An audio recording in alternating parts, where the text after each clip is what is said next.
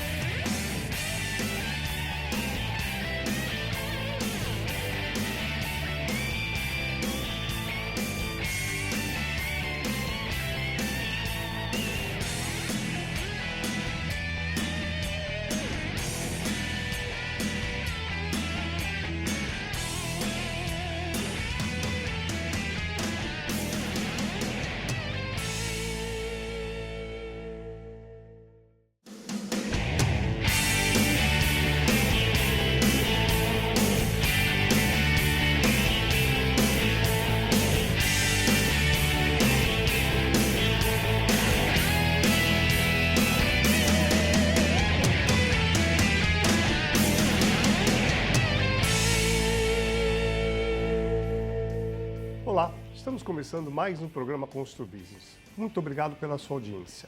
No programa de hoje vamos falar sobre o mercado imobiliário e a atuação do Sinduscon São Paulo. Nosso convidado, York Stefan, presidente do Sinduscon São Paulo. York, muito obrigado pela presença. É um prazer enorme estar com você. Vamos lá.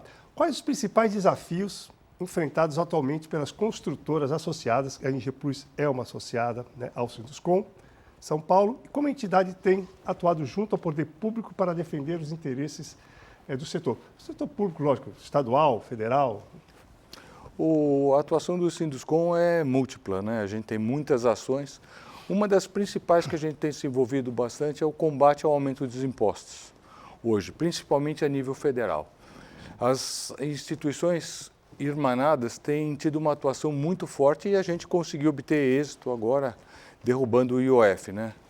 Então, o setor produtivo hoje não pode mais aceitar o aumento de imposto, prejudicando quem produz no Brasil, né? Então, essa é uma das principais pautas nossas. Aliada a essa, logicamente, nós temos a pauta da industrialização do setor.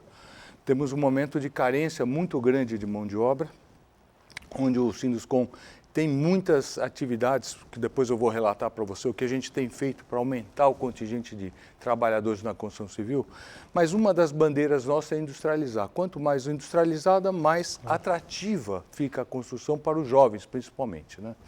E agora, com a reforma tributária, tudo indica que, na sua implementação, a gente vai ter uma diminuição de valor dos produtos industrializados e um aumento de custo da mão de obra ainda maior. Então, a gente precisa efetivamente industrializar os nossos canteiros de obra. Para te falar das iniciativas que a gente tem para atrair mão de obra, são várias, mas a gente está colocando ela principalmente na parte de trazer mão de obra nova para o setor da construção civil. O setor tem apenas, no geral, 11% do seu contingente formado por mulheres. E no estado de São Paulo, a gente tem 12%, um pouco a mais que o Brasil, mas muito aquém da nossa necessidade. Quando a gente incorpora mulheres à construção civil, a gente aumenta a renda das famílias, traz um cuidado adicional às obras, e as mulheres são muito competentes para fazer muitas atividades, que são atividades mais leves. Por exemplo, pintura, colocação de cerâmica, as técnicas de segurança, trabalham muito nos canteiros de obra, e não existe nenhum preconceito do trabalhador da construção civil por trabalhar com mais mulheres. Era um mito que foi criado, mas que efetivamente ele não existe. Então a gente tem procurado, através de uma associação chamada Mulheres em Construção, para arregimentar mulheres que às vezes estão numa situação de vulnerabilidade em comunidades, treiná-las e inseri-las no mercado de trabalho. Essa é uma das atividades que a gente tem feito lá. Como também trabalhar na formação de jovens através do curso que a gente consegue dar para os estudantes, com filmes feitos pela própria indústria. A indústria faz filmes, o estagiário assiste esse filme, vale como horas para o currículo dele, super interessante, cumpre horas obrigatórias de treinamento, e ele fica capacitado para ser inserido no mercado de trabalho, né? Então, hoje talvez seja o nosso maior problema, né? Além dos impostos altíssimos, a taxa de juros, que a gente vai falar um pouquinho também, Sim. a mão de obra. Realmente a mão de obra está faltando. Nós, para conseguirmos manter essa mão de obra, a gente está tendo que aumentar o salário dos trabalhadores, para não perder para a concorrência, essa é uma realidade. Os jovens hoje não têm muito mais interesse em trabalhar na construção civil. Você vê que as pessoas são as caras mais antigas que estão. Né? O perfil do jovem também mudou, então é um grande desafio realmente conseguir adequar. Eu acho até que, falando um pouco contra os construtores, que o aumento de salário, ele é negativo para um lado do construtor, mas ele é positivo na parte social e na parte de você criar uma estrutura melhor para o país. Porque essa desigualdade que nós temos no Brasil é absurda.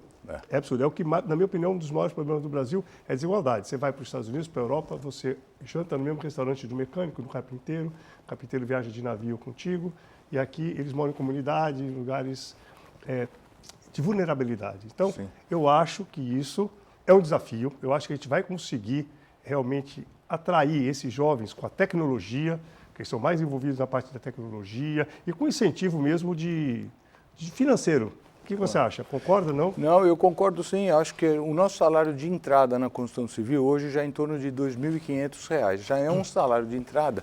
Apesar de baixo, o de entrada é mais alto que de outros setores.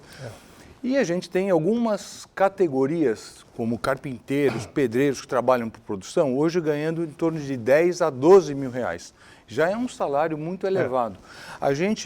Nós fizemos uma viagem para a Espanha, e o Sinduscon São Paulo faz uma viagem internacional por ano para ver o que estão se fazendo nos outros países, né?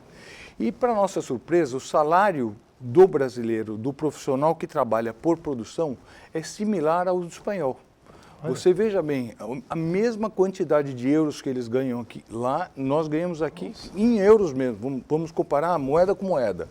Por quê? Porque essas profissões estão extremamente valorizadas. O carpinteiro hoje, ganhando 12 mil reais, ele consegue dar uma situação de vida para a sua família muito melhor do que ele tinha. E nós estamos trabalhando muito na jornada profissionalizante, quer dizer, a pessoa entra como um ajudante de obras.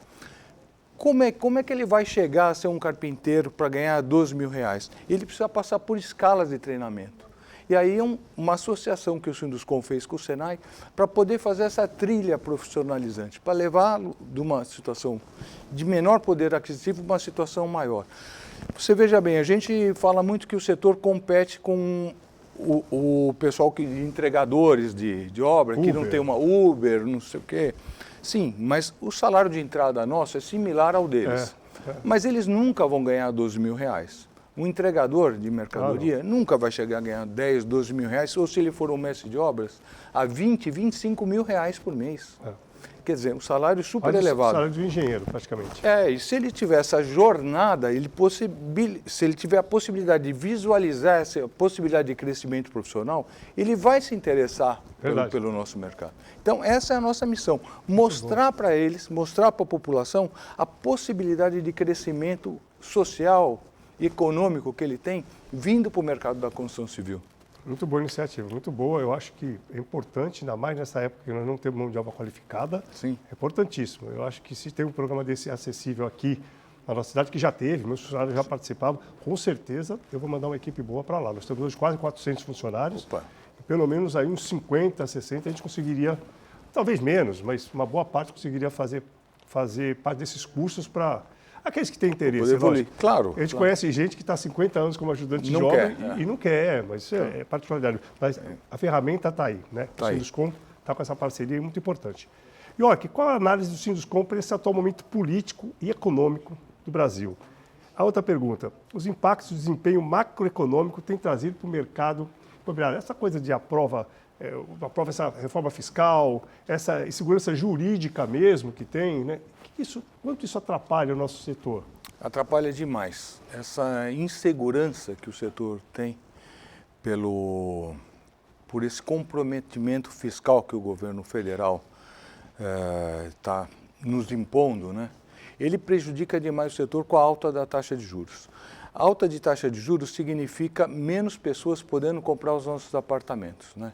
O encarecimento da parcela tira a parte significativa da população, a possibilidade de ter a a sua moradia, principalmente a classe média, né? Hoje a gente vê uma diminuição dos lançamentos para a classe média, uma diminuição da velocidade de venda, ao contrário do que está acontecendo no programa de habitação econômica, onde a gente vê um aumento substancial dos lançamentos. Minha Casa Minha Vida bombando, né? A gente vê aumento, números chineses, 80% de aumento dos lançamentos do Minha Casa Minha Vida no estado de São Paulo de um ano para o outro. É um número estratosférico, né? 60% de aumento de vendas.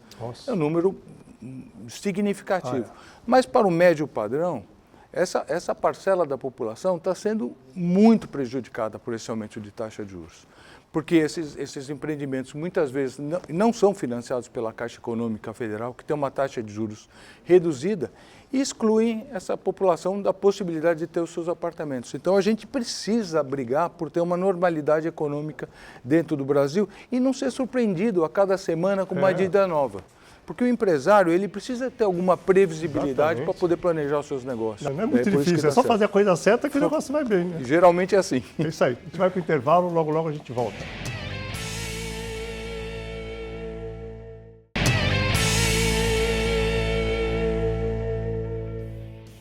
Estamos de volta para o último bloco do programa Constru Business.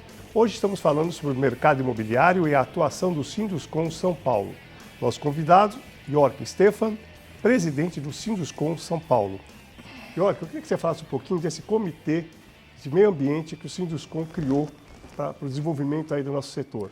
O nosso comitê de meio ambiente, ele fez esse ano 25 anos do comitê. O comitê realmente é um instrumento mais forte que o Sinduscon tem para tratar dos assuntos ambientais. Ele trata de todas as áreas, toda a área de solos contaminados, de resíduos da construção civil, e fez uma iniciativa que ganhou o Prêmio Nacional de Inovação na Construção Civil, que é a nossa Secarbo. As construtoras associadas ao Sinduscon conseguem calcular o quanto elas emitem de CO2 no projeto de acordo com a tipologia do seu projeto, sem estrutura reticulada de concreto, sem parede de concreto, sem alvenaria estrutural, e elas imputam os seus dados no sistema e elas recebem o que a média do mercado está emitindo e o que o seu projeto está emitindo. Então ela consegue parametrizar o seu grau de emissão. Isso foi uma atividade, uma atitude muito importante, porque o governo federal queria estabelecer metas para redução de CO2. E nós não tínhamos os números para debater com eles o quanto a gente emitia. E para nossa surpresa, a gente emite 1/3 do CO2 que é emitido, por exemplo, pela Inglaterra. Então, nós temos uma fonte de energia limpa. Nós consumimos menos materiais para construir o mesmo metro quadrado, mesmo porque a gente usa mais mão de obra. Então, a redução de CO2, para nós, ela é importante, mas nós já somos como uma pessoa magra. Nós não temos muito o que emagrecer, porque já consumimos menos e já emitimos menos por causa das fontes de energia limpa. Então, é muito mais fácil a gente, agora na COP, pleitear uma diminuição de emissão de CO2 dos europeus ou dos americanos. Então, a corda não ficou mais no nosso pescoço. Nós temos como levar esse assunto para a COP, mostrando os bons resultados que a construção civil tem. E uma outra iniciativa nossa é a ferramenta de cálculo de hídrico. O quanto a cadeia de materiais da construção civil consome de água para a elaboração de todos os materiais. Porque o segundo grande problema na parte ambiental é o consumo de água. Verdade. E uma das iniciativas nossas é estabelecer o quanto a gente consome na cadeia para poder minimizar esse consumo de água. Uma iniciativa também do Sinduscon muito bacana é com a Sabesp. Lá em São Paulo, a gente tem um cavalete só que cobra água e esgoto. E às vezes não. Nós temos parte da água consumida nos canteiros de obra que tem o equivalente ao esgoto, que são as obras de vivência. Santos também é assim, né? Também é assim? Eu acho que é assim, em pesquisa, estou aqui fora do off. Aqui em Santos também é assim, né? O esgoto é cobrado pelo que você consome de água, né? Então, e exatamente. É completamente errado. Isso muitas vezes obriga a construtora a adquirir caminhões-pipa para abastecer sua área de produção e ter um menor consumo no cavalete que tem o equivalente a esgoto. E isso causa trânsito na cidade, problema de poluição ambiental. Então, nós fizemos um projeto piloto com a Sabesp de botar 2 cavaletes. Um vai para a área de produção, onde não é cobrado esgoto, e outro vai para a área de consumo e área de vivência, onde é cobrado água e esgoto. E assim a gente contribui com a cidade. Muito mais justo, se você quiser, por exemplo, muito fazer mais racional. reutilização de água, você não precisa pagar o esgoto por isso e tal. Interessante, agora eu não sabia que chegava a esse ponto de ser tão caro assim, essa conta que da contratação desses caminhões-pipas é uma surpresa para mim. Isso aqui, em Santos eu não vi ninguém fazer isso ainda. Mas é significativa a diminuição de custos se você usa toda aquela água para a produção que nós usamos. Lógico, não, isso aí envolve na poluição dos caminhões, no trânsito na cidade. Então, ela é uma medida muito bacana que a gente tem tomado lá no Comitê de Meio Ambiente. Temos também, agora nós lançamos a cartilha, agora para atrair os trabalhadores na construção civil, desde a contratação, processo de monitoramento dos trabalhadores, até o desligamento dele de forma adequada. Então esse foi um manual feito de boas práticas de RH no Sinduscom São Paulo, que foi o primeiro manual voltado para a construção civil nesse negócio, nessa atividade.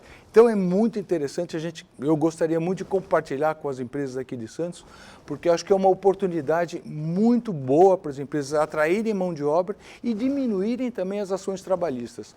Hoje a gente tem uma grande questão que envolve custos severos na construção civil, que são as demandas trabalhistas, muitas vezes injustificadas. A maioria, né? O advogado já vem copia e cola, o processo trabalha domingo, hora extra, pega todos os funcionários, copia e cola e manda, aí vai discutir na justiça, quer dizer... E a gente tem trabalhado muito numa forma de coibir esses processos e a gente vai conseguir. Estou falando de alguns advogados, mas nem todos os advogados. Alguns nem todos os advogados. Lógico, tem bons profissionais, bons engenheiros, claro, mas tem alguns advogados que pegam, copiam e colam. Se apropriam de uma tese e vão copiando e colando sem nem ver a especificidade do caso. Exatamente, para discutir na frente. Outra coisa, o Sinduscom também promove seminários. Eu estava ouvindo no intervalo, teve um seminário realizado recentemente. Esse tipo de seminário, como funciona, para quem serve? Nós tivemos vários seminários de muito sucesso.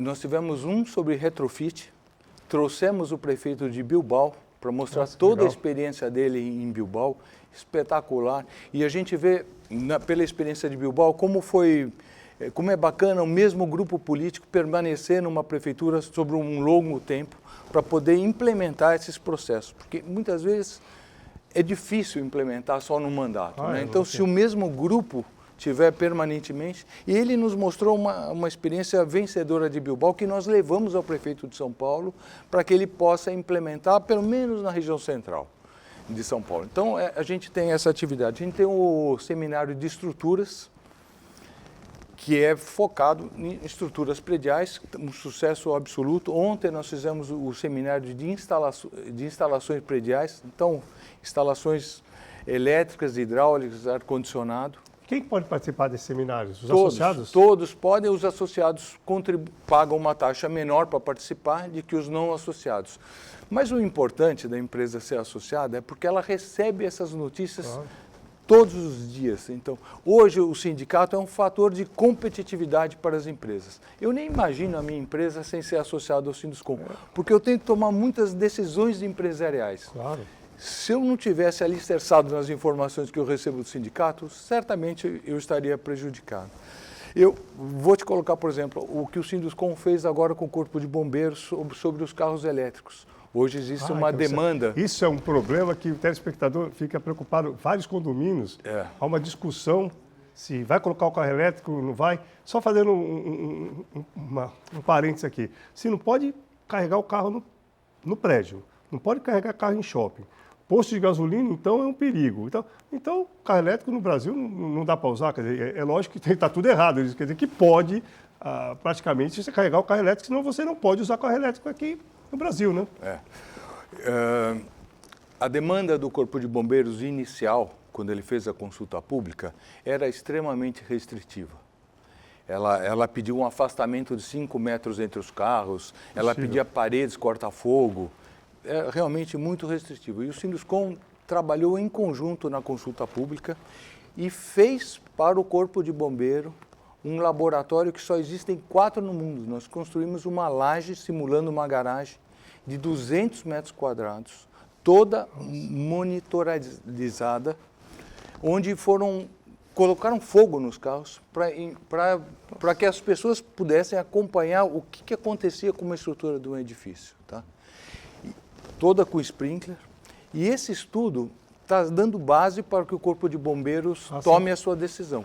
Hoje não será mais uma decisão só do Corpo de Bombeiros do Estado de São Paulo, porque o Corpo de Bombeiros é estadual. Então, há divergência entre o Corpo de Bombeiros das diversas entidades. Se juntaram em São Paulo, no nosso laboratório, 28 entidades de Corpo de Bombeiros dos diferentes estados e vai sair uma legislação única. Tá? Eu já posso te adiantar que nós teremos medidas para implementar, e não será só para carros elétricos. Hoje a constatação deles é que o perigo de um carro elétrico pegar fogo é 40 vezes menor do que um carro a combustão. Nossa. Então, nós teremos medidas certamente para implementar para todas as garagens, independentemente se você tem um ponto de carregamento ou não, todas. O que eu acredito que nós teremos? Tá? Sprinklers em todas. Uma extravasão de fumaça, que hoje é de 5 vezes por hora, vai ser para 10 vezes. Espaço maior para a fumaça sair, talvez. E maior velocidade de talvez extração uma máquina, dos gases. Se for o caso. Máquina para extrair os gases. E sensores de fogo nas garagens. Essas medidas já estão praticamente asseguradas. Tá? Boa, segurança acho que nessa parte. Eu acho que mas é que encarece um pouco mais também o custo. Né? Não tem dúvida que nós teremos o encarecimento. Agora, a grande dúvida, a grande equação é o que eles determinarão para os prédios antigos. Porque muitas vezes não é possível fazer adaptação em prédios antigos. E a gente, lógico, eu defendo isso, a gente tem que separar o velho do novo. Quando se estabeleceu que a gente deveria colocar portas corta-fogo nos prédios, muitos prédios antigos não podiam colocar, não tem possibilidade de colocar. Então a gente tem que fazer uma linha de corte que nós defendemos, que é o protocolo do alvará de construção na prefeitura. A partir de uma data tem que seguir a regra nova, a partir da data antiga tem que ter assegurado seus direitos. Você chegando no final do programa, só queria fazer uma pergunta, 10 segundinhos. Investir em imóvel ainda é o melhor investimento? Sim, a longo prazo, não tem dúvida que investir em imóvel é o investimento mais seguro e com mais rentabilidade. A segurança da pessoa quando ela investe no mercado, por exemplo, de ações, é baixíssima. Ele pode estar fadado a se enganar na sua opção e não ter nada. Um imóvel, ao longo tempo, ele sempre vai ter uma valorização. Sem contar a locação, né? Que Santos, né, o prefeito falou até no programa quando ele veio aqui, Santos é a terceira cidade do Brasil em termos de investimento com retorno de locação. Sabia disso? Eu não sabia, eu ouvi e fiquei muito surpreso positivamente. Ela foi a primeira 6 meses atrás, não sei porque agora foi a terceira, então está entre as 3 maiores. Espetacular, espetacular. Então, isso aí. Eu quero muito te agradecer a presença aqui, vai ser convidado outras vezes, quando você puder, tem várias perguntas aqui para a gente fazer. Muito obrigado pela presença. Foi um prazer participar com vocês, muito obrigado. Obrigado. Quero agradecer também a audiência dos nossos telespectadores, dizer que na próxima semana estaremos de volta, se Deus quiser. Grande abraço e até lá.